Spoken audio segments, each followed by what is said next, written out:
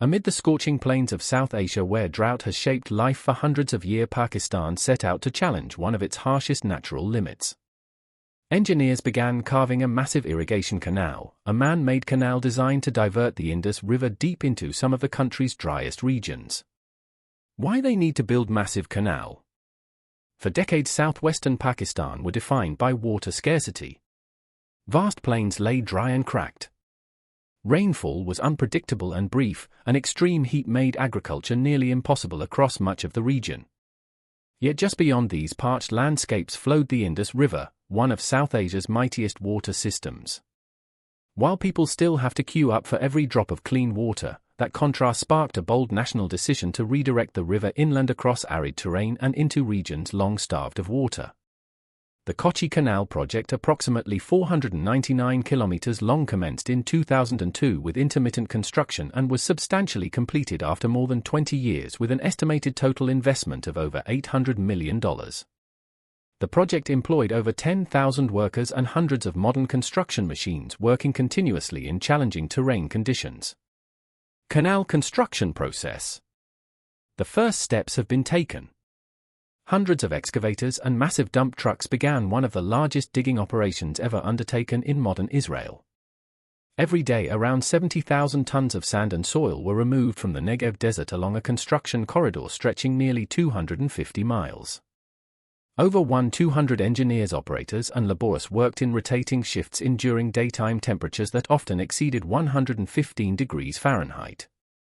The canal was shaped with a wide U profile about 150 feet across at the base and an average depth of 23 feet to allow water to flow naturally without pumps.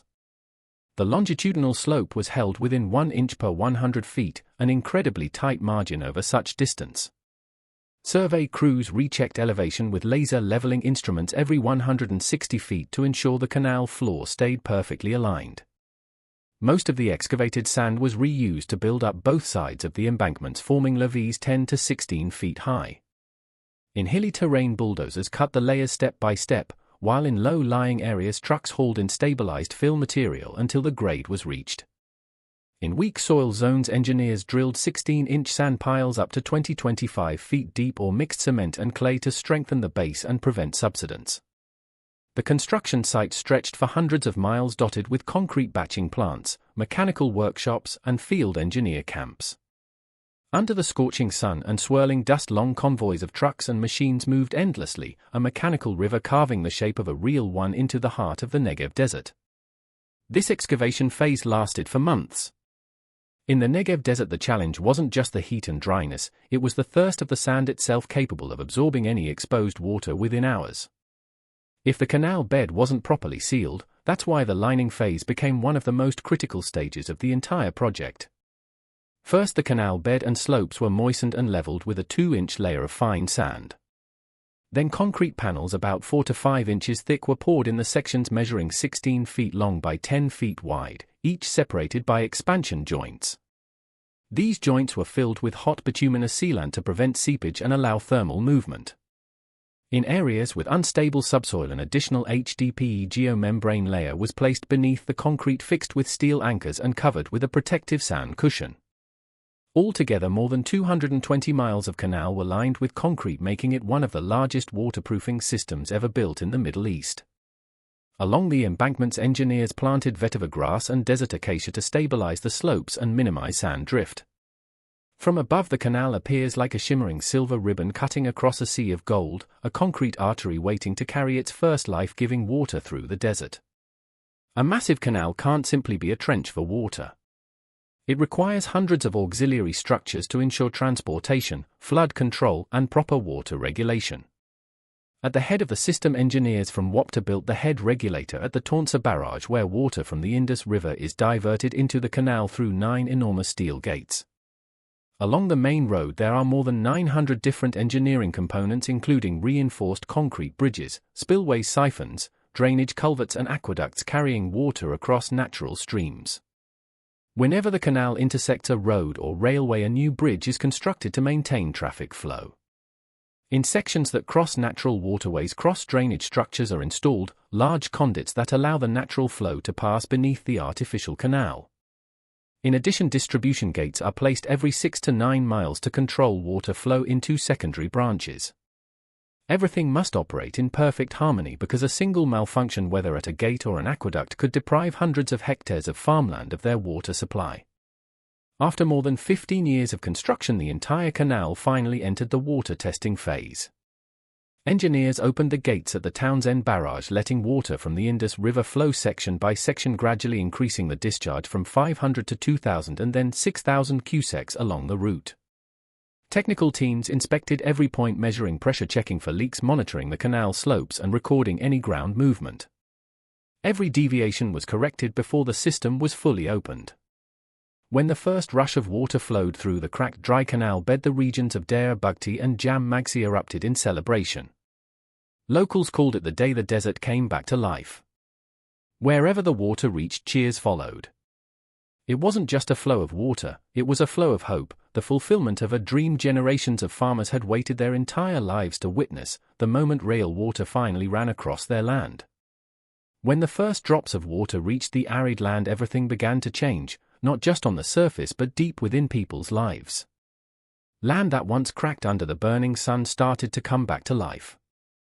Farmers who had once left because of drought returned, pitching tents, driving stakes and plowing the first fields of their lives amid the sand and rock.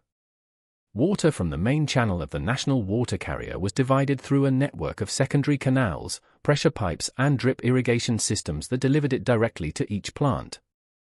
A technology Israel itself invented to save every drop of water as precious as gold. The project began in 1953 and took over 11 years to complete, costing around 420 million Israeli lira, equal to hundreds of millions of dollars at the time. Once operational, the system could transport up to 72,000 cubic meters of water per hour, bringing fresh water from the north all the way down to the Negev.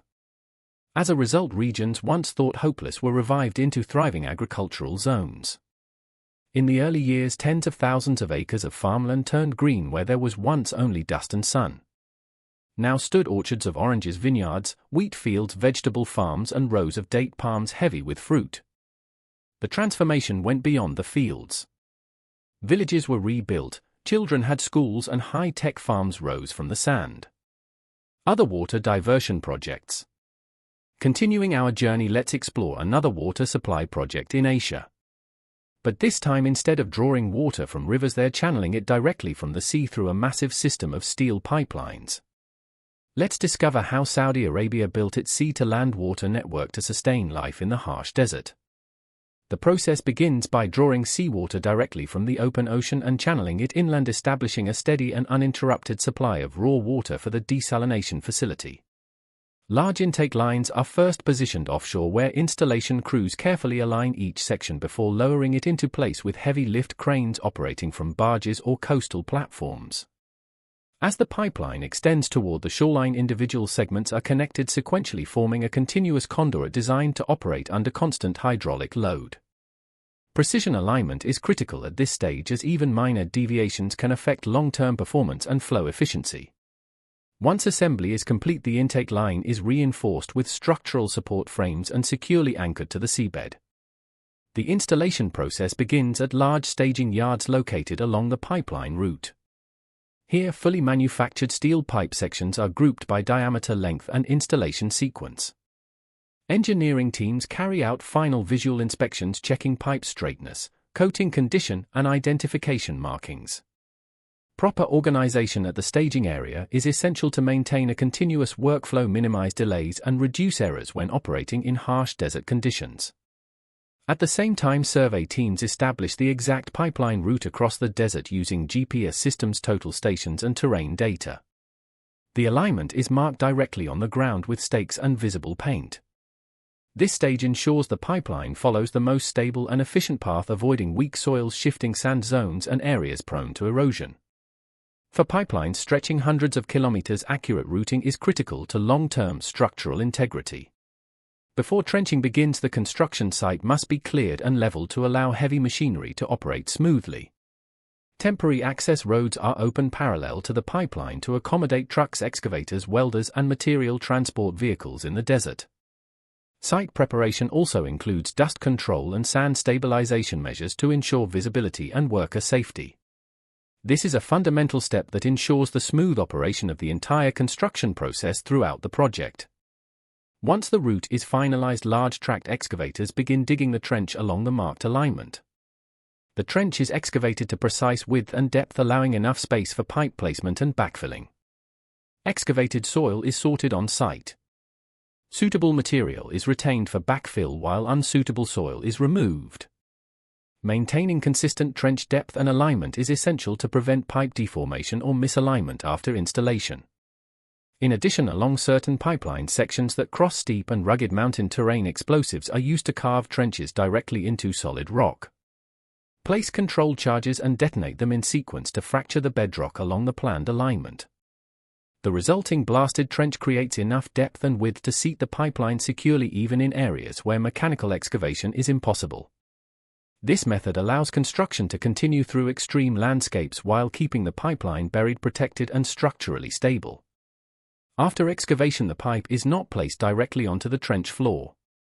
A layer of selected material, typically fine sand or screen soil, is spread evenly along the bottom to create a bedding layer. This layer distributes loads uniformly and reduces stress concentrations on the pipe. The bedding is leveled and lightly compacted to achieve the required elevation. In desert terrain with loose, dry soils, this step is crucial for long-term stability.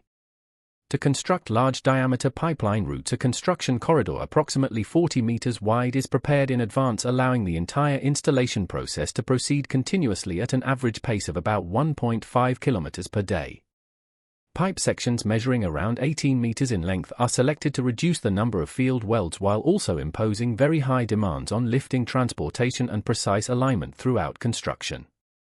At the welding site, a hydraulic internal line-up clamp is positioned inside the pipe joint and expanded with 360-degree gripping shoes to hold the two pipe sections perfectly concentric and actually aligned before and during the route pass. An automated welding operation supported by a workforce of roughly 80 personnel and dozens of specialized machines is deployed and can complete up to 150 welds per day on 42-inch diameter pipes. Once welding is finished, every joint undergoes automated ultrasonic inspection to ensure there are no internal defects. The field joint coating crew then performs abrasive blasting to clean the surface and applies a multi-component liquid epoxy coating, forming a durable, fully sealed protective layer. Before the pipes are lowered into the trench and backfilled, the assembled pipes are lowered into the trench using side crane tractors, specialized tracked vehicles designed for constructing large diameter pipelines. Multiple side booms operate in sequence along the pipeline, each lifting a section of the pipe string using padded slings and steel cables to protect the coating. The pipe string is raised evenly and held suspended above the ground as the machines move slowly along the trench. Precise coordination between operators is essential to prevent twisting, bending, or contact with trench walls.